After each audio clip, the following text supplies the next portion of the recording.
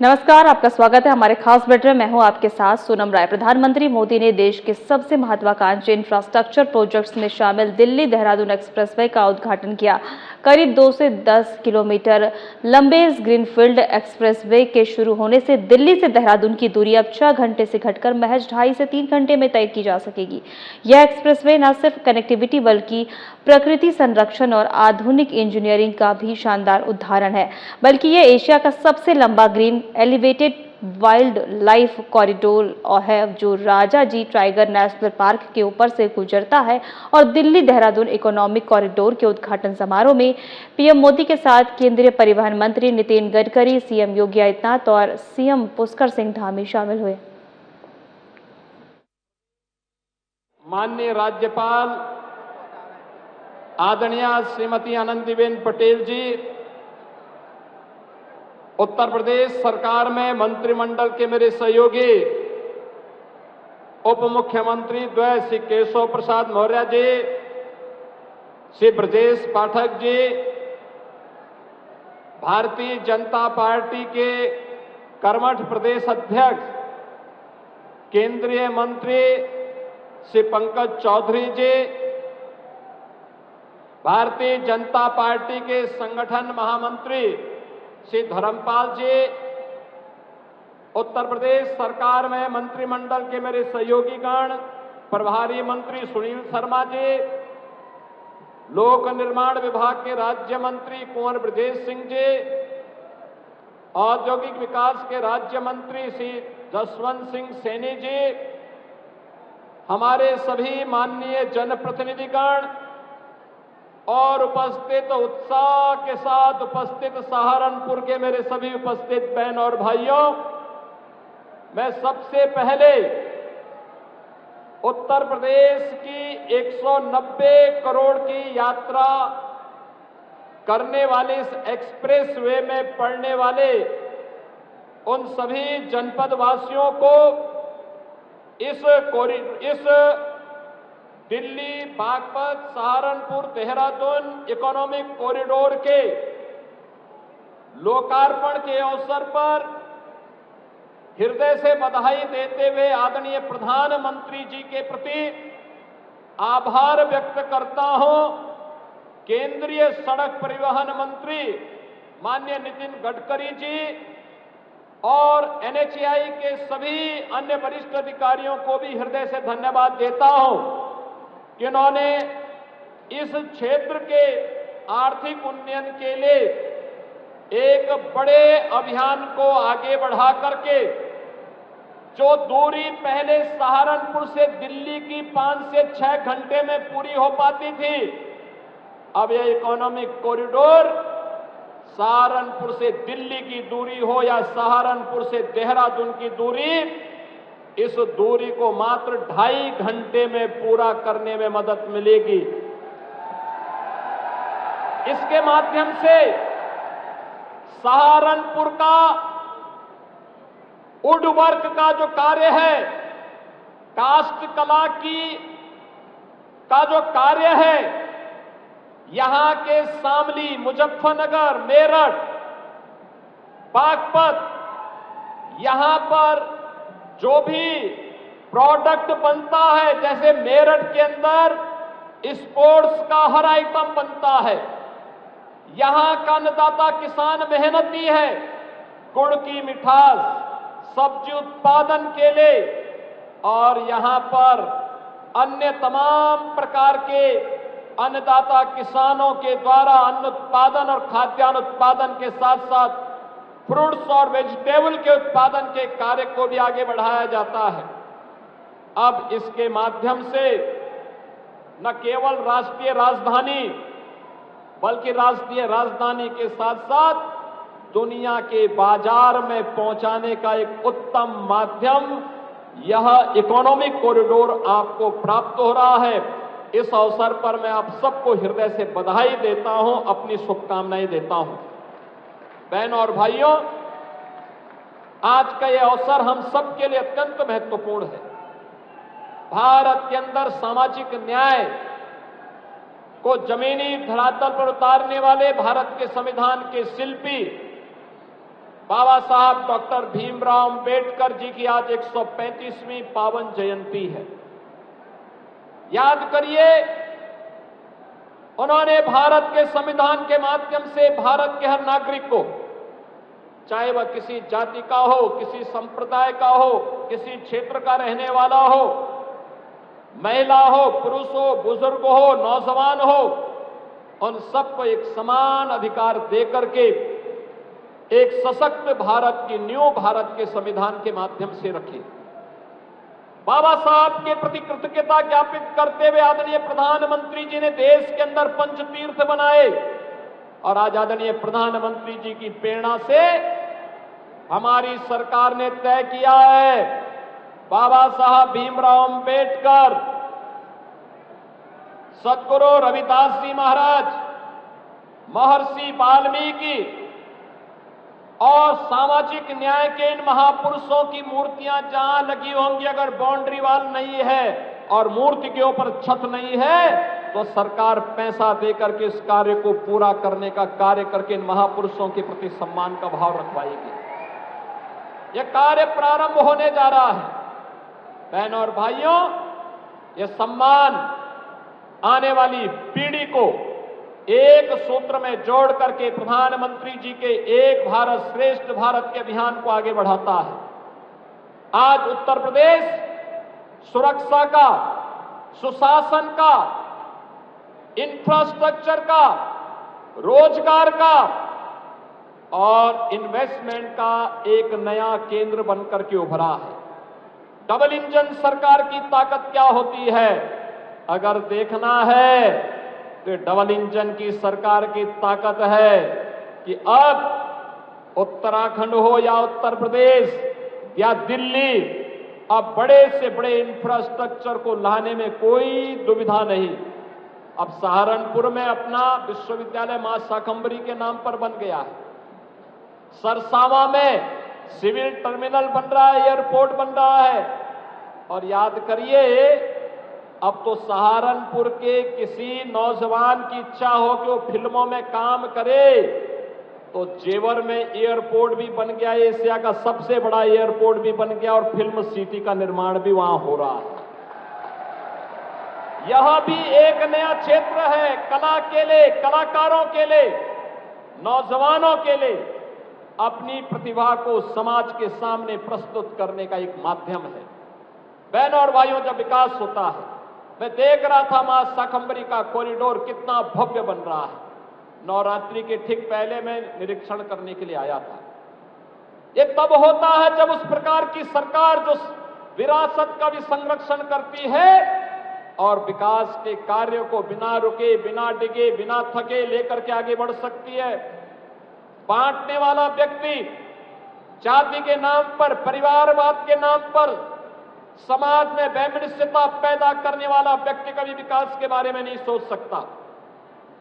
जिन लोगों ने बांटा है, जो लोग विभाजन में विश्वास करते हैं, जो लोग अराजकता पैदा करने में विश्वास करते हैं, जिन्होंने प्रदेश की पहचान पे संकट खड़ा किया था, जिन्होंने माफियाओं को प्रश्रय दिया था, जिन्होंने कर्फ्यू और दंगों को आगे बढ़ाया था, उन लोगों से उम्मीद करना कि वे लोग विकास करेंगे, नौजवान को रोजगार देंगे, किसानों के लिए कोई कार्य करेंगे, अपने आप में एक दिवा स्वप्न है। और यह तभी संभव आज हो पाया जब कोई लोकप्रिय नेतृत्व और यशस्वी नेतृत्व होता है। आदरणीय प्रधानमंत्री जी के नेतृत्व में नया भारत विकास, सुशासन और सेवा का जो मॉडल खड़ा कर रहा है, उस मॉडल को आज इस इकोनॉमिक कॉरिडोर के माध्यम से भी हम सब देख रहे हैं। मैंने सहारनपुर में भी, मेरठ में भी, बागपत में भी कहा है कि यहाँ पे एक अच्छा क्लस्टर तैयार करिए, इंडस्ट्रियल क्लस्टर, हाउसिंग के क्लस्टर। सहारनपुर के प्रशासन को ही मैंने कहा है, ढेर सारे रोजगार के अवसर प्राप्त होंगे। यहाँ के किसानों के उत्पाद को न केवल देश की राजधानी लखनऊ, देश की राजधानी दिल्ली में, बल्कि यहां से गंगा एक्सप्रेसवे को जोड़ने और गंगा एक्सप्रेसवे के माध्यम से उसे लखनऊ तक पहुंचाने में और वैश्विक बाजार तक पहुंचाने में मदद मिलेगी। हमारे अन्नदाता किसानों को ज्यादा दाम मिलेगा।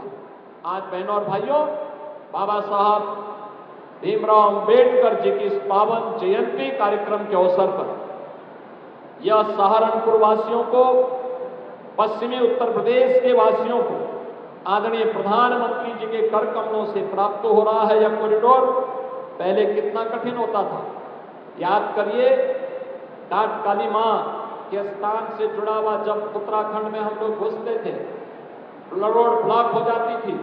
बरसात के दिनों में पूरा आवागमन बंद हो जाता था। देहरादून के लोग इधर नहीं आ पाते थे और सहारनपुर के लोग या फिर अन्य जनपदों के लोग इस मार्ग से देहरादून नहीं पहुंच पाते थे। उन्हें हरिद्वार वाले मार्ग का शरण लेना पड़ता था। और इसीलिए आज प्रधानमंत्री जी के प्रति आभार व्यक्त करने के लिए हम सब यहाँ पर एकत्र हुए हैं।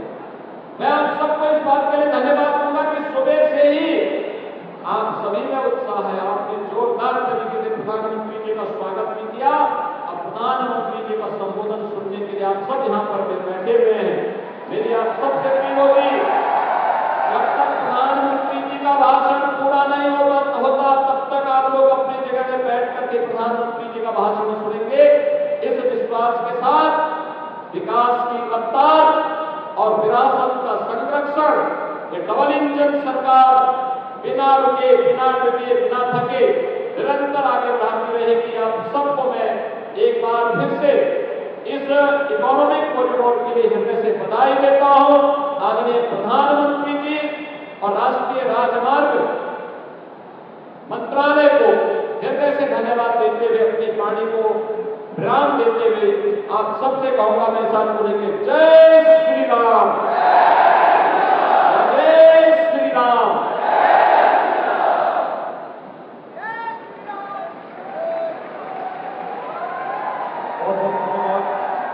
माननीय मुख्यमंत्री महोदय और मित्रों, बातों की हम आयोजन स्थल में चलते हैं जहां माननीय प्रधानमंत्री महोदय आज Delhi Dehradun expressway economic corridor का लोकार्पण करने के लिए पधारे हुए। आइए सीधा आयोजन स्थल को चलते हैं। उसका उद्घाटन करेंगे और उसी समय जैसा कि आप जानते भी होंगे, क्योंकि ये गलियारा देहरादून दिल्ली आर्थिक गलियारा उत्तराखंड से शुरू होकर, देहरादून से शुरू होकर उत्तर प्रदेश से होता हुआ दिल्ली तक पहुंचता है। तो ठीक उसी समय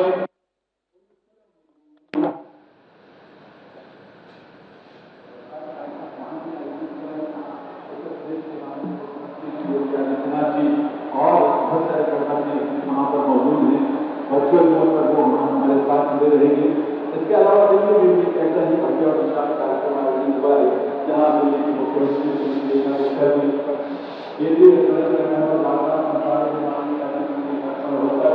और बहुत सारे जनप्रतिनिधि वहाँ भी विराजमान हैं। बड़ी संख्या में वहाँ नागरिक उपस्थित हैं, उपस्थित हैं।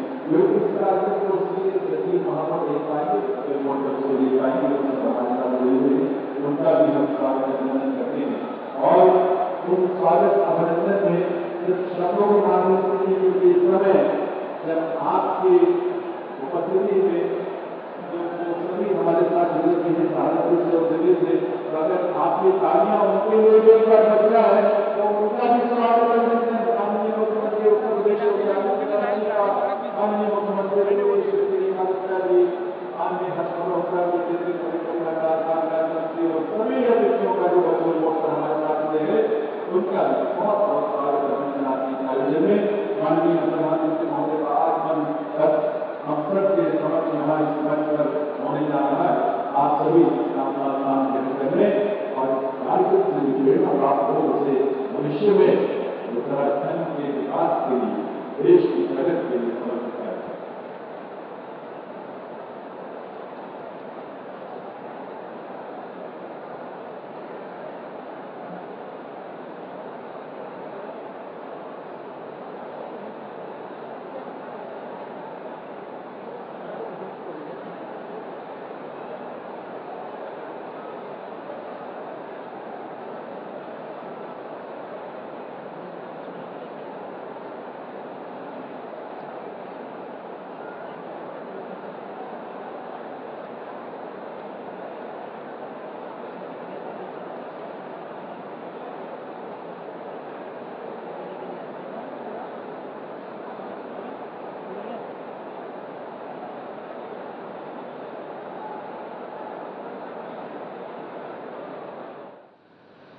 नारी शक्ति वंदन अधिनियम को लेकर देश भर में उत्साह का माहौल है। माना जा रहा है कि 16 अप्रैल को संसद में यह बिल पारित हो सकता है, जिससे महिलाओं को 33% आरक्षण का अधिकार मिलेगा। इससे पहले सशक्तिकरण की दिशा में ऐतिहासिक और युगांतकारी कदम बताया जा रहा है। कई नेताओं और लोगों ने इस पहल का स्वागत करते हुए प्रधानमंत्री नरेंद्र मोदी का आभार जताया है। उनका कहना है कि जब महिलाएं सशक्त होंगी तभी देश सशक्त बनेगा। यह अधिनियम राजनीति में महिलाओं की भागीदारी को नई मजबूती देगा।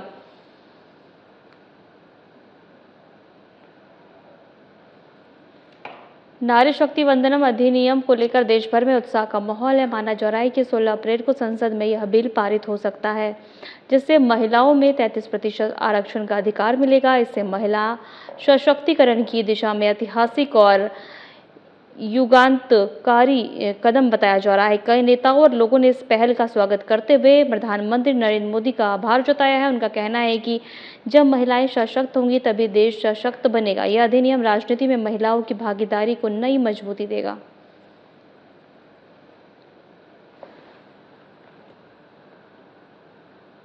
नोएडा के फेज 2 क्षेत्र में वेतन बढ़ाने की मांग को लेकर कर्मचारियों का प्रदर्शन दूसरे दिन भी हिंसक हो गया। सेक्टर 80 समेत कई इलाकों में प्रदर्शनकारियों ने पुलिस पर पत्थरबाजी की, जिसके जवाब में पुलिस ने लाठीचार्ज कर भीड़ को तीतर-बीतर किया। हालात को नियंत्रित करने के लिए भारी पुलिस बल तैनात किया गया। इससे पहले प्रदर्शन के दौरान आगजनी और तोड़फोड़ की घटनाएं भी सामने आई थी। मुख्यमंत्री योगी आदित्यनाथ के निर्देश पर उच्च स्तरीय समिति गठित की गई है। कई औद्योगिक इकाइयां बंद रखी गई और स्थिति तनावपूर्ण बनी हुई है।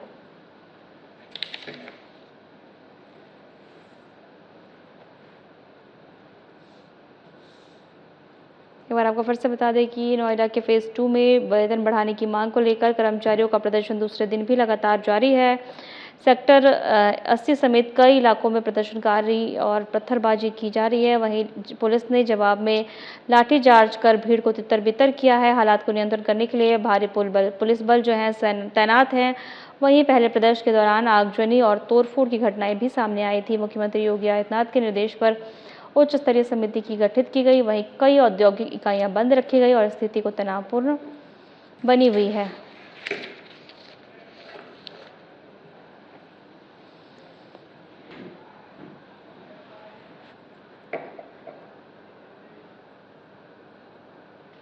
पडरौना में निर्माणाधीन बस स्टैंड का निरीक्षण कर अधिकारियों ने कार्य प्रगति का जायजा लिया है। निरीक्षण के दौरान अधिकारियों को निर्देश दिए गए हैं कि 15 जून तक सभी निर्माण कार्य गुणवत्ता के साथ हर हाल में पूरे किए जाएं, ताकि जनता को जल्द सुविधा मिल सके। इस मौके पर सदर विधायक मनीष जायसवाल, ब्लॉक प्रमुख आशुतोष सिंह बहुगुना और मंडल अध्यक्ष भुवनेश्वर त्रिपाठी मौजूद रहे। बस स्टेशन बनने के क्षेत्र में यातायात सुविधाएं बेहतर होंगी और स्थानीय लोगों को बड़ा लाभ मिलेगा।